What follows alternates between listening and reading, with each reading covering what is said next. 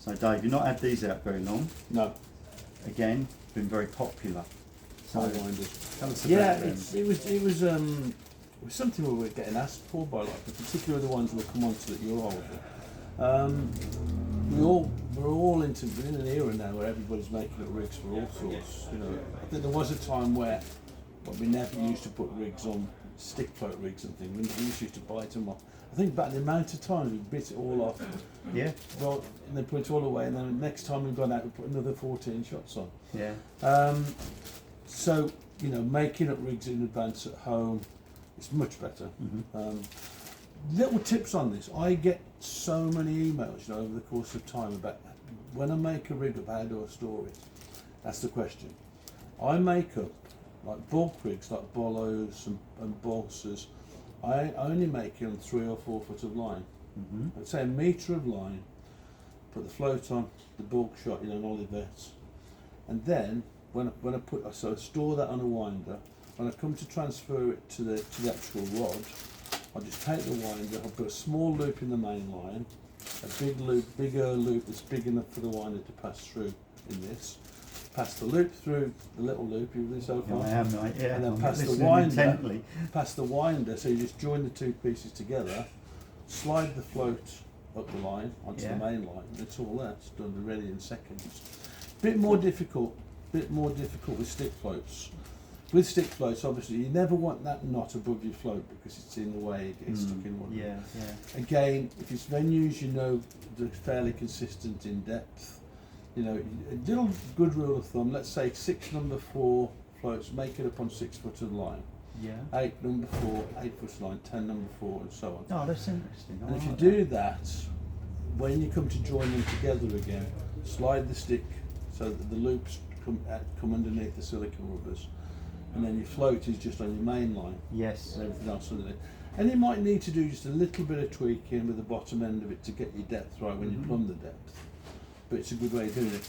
And those loops don't affect presentation No, or anything like that? absolutely not at all. Generally we're fishing with 014, 016, maybe 018 main lines.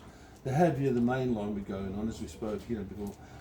If you're on an 022 line, you're on a big float and a big Olivet, so it makes no difference at all. No. And then it's a case really of storing it on a winder. Yeah. You know, I put all my pole rigs on, all my running line rigs, and these winders are just wide enough to get 2 rigs on.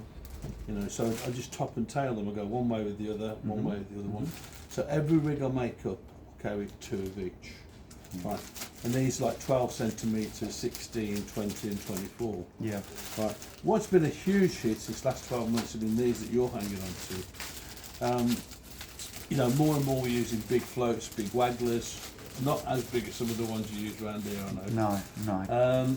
But you know, we're using big floats, and these will accommodate, I mean these come from 26 centimetres up to 34. And they'll accommodate floats. You can actually get 4 stick float rigs or 4 waggler rigs. You know, so if it's something that's really important that you're preparing for a World Championship, a European, or you know, any important final, you can make 4 of everything. Yeah. You know, Yeah. or you can go 2 of something and 2 of So something. if you have an else. accident, you're there again. Yeah. Yeah. But the same thing. You know, pole rigs are obviously different. You're making them at a set length of line to go onto a connector of some sort. With the running line rigs, work off loops. Yeah. You can do all sorts of knots, but loop to loop is the best, in my opinion. Yeah. Again, so think about it. So again, with these, obviously it's a bigger winder. So you just make sure that you've got a small loop in your main line, a loop big enough for that winder, that part of the winder to go through on your rig. Yep. You put the loop through the other loop, then you just get the winder and bring it through. Bring it through.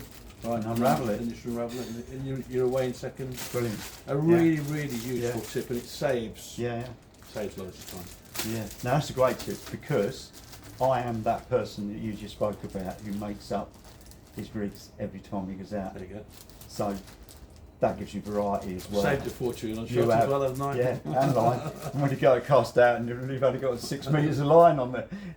No, that's brilliant. Lovely, mate. All right.